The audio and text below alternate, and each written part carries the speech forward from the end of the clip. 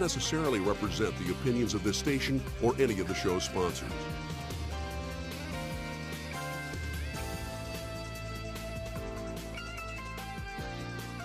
American Family Radio, Financial Issues. I'm Dan Celia. It's great to be back.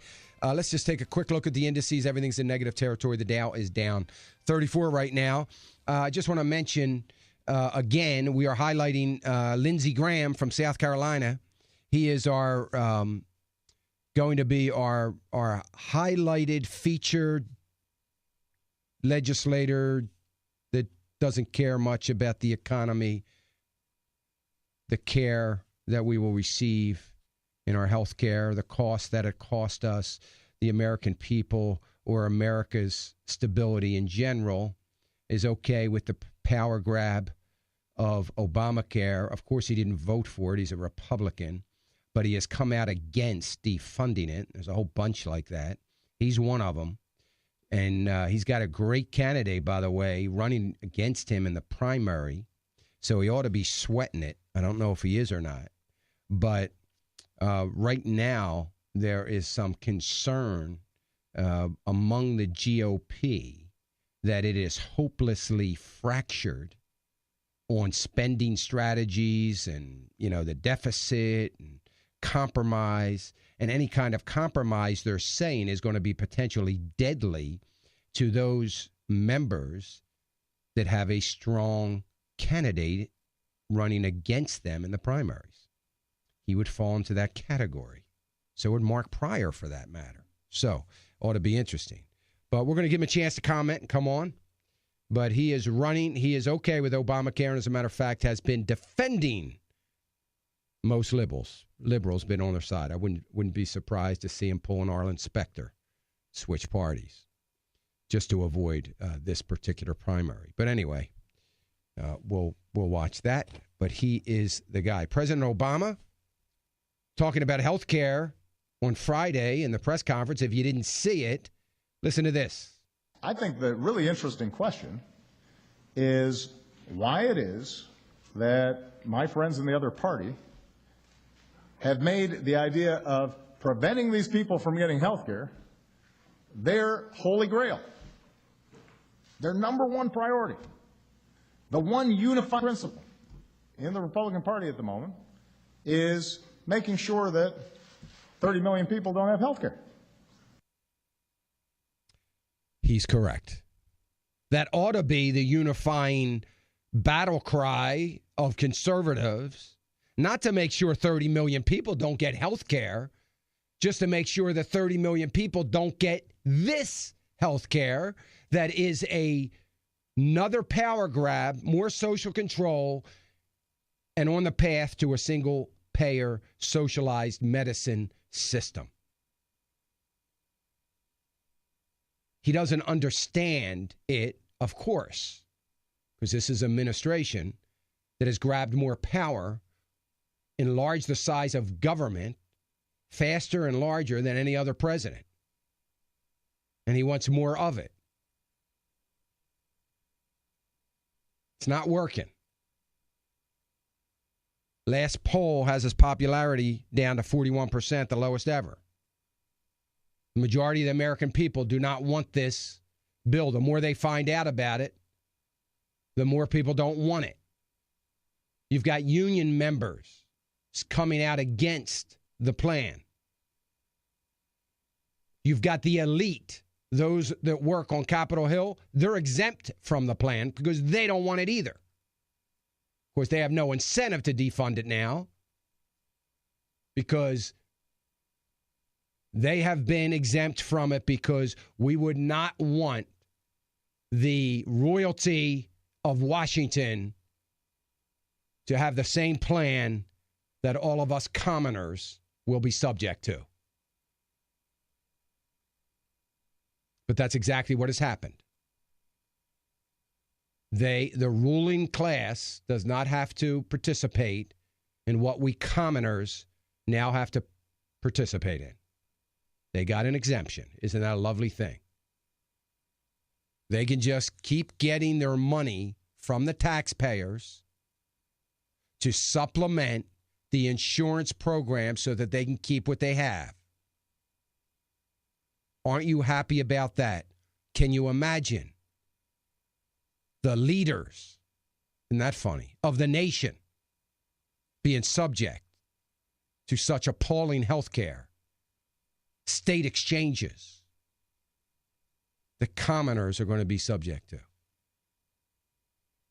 far as I'm concerned, every single, not over this issue. I can name 100 issues. They all need to be fired. But one thing we can do is Arkansas will step up to the plate and fire Mark Pryor. South Carolina is going to step up to the plate and fire Lindsey Graham. And there is more to come. I'm doing this for 26 weeks. I may go longer. But that's what I'm thinking right now, 26 weeks.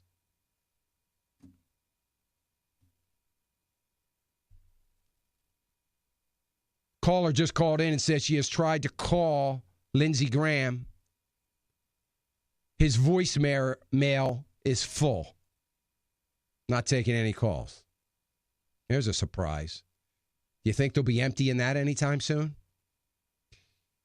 What was that, Devin? That was one of his local office? Oh, yeah. Devin points out that we need to try his local office, and that caller, you need to call his local office in South Carolina. And he's got them spread out along, 4 or 5 of them in South Carolina. Call the local office. One of them maybe has some room in their voicemail. Hopefully by the end of the day, none of them will. Thank you for calling, whoever that caller was. I don't have her name or his name. All right. We're going to get back to the phones. Let me go to Diane from Ohio. Hey, Diane. Hi. How are you? Good. I have a question. I have an inheritance, and right now I have it in my checking. All right. And this was from probably a year and a half ago. And I've been keeping it in there, but I do have an annuity in a place called in the Gleaner. It's out of Michigan. And they go here in other states, too. And it is a Christian thing, and they've been it's an organization that's been going for years. And I do have an annuity in there. What my question was, see, I am 65, so my money is handy at the bank.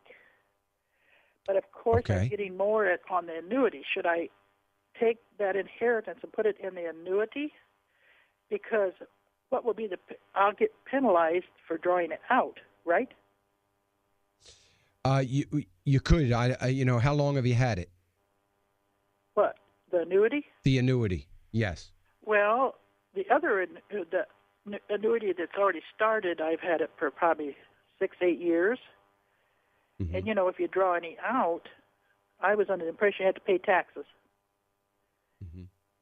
Well, if it's an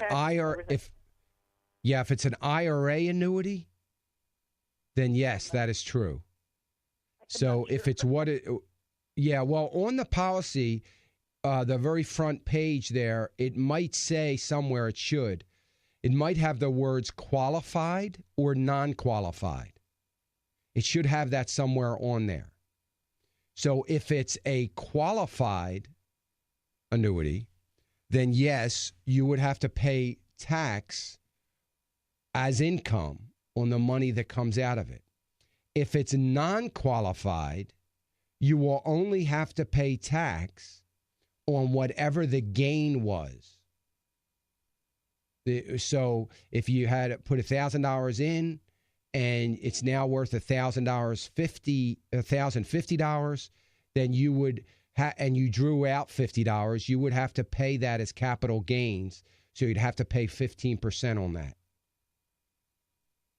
But if it's a qualified annuity, then it would be income to you. You'd have to pay tax on it.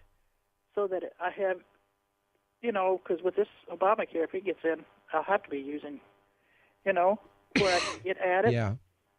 Or putting it in there where it's not so easy accessible, but I'll be getting a lot more rate, Yeah.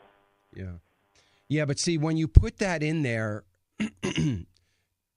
Diane, your surrender charge clock is going to start over again. What I mean by that is,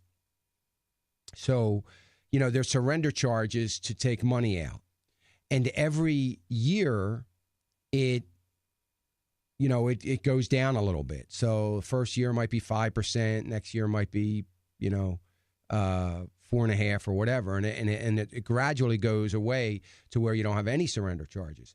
But the new money will likely start on that new money, the surrender, the clock on the surrender charge to start over again. So you might be locking it in for a fairly long period of time to where you can't get it without surrender charges.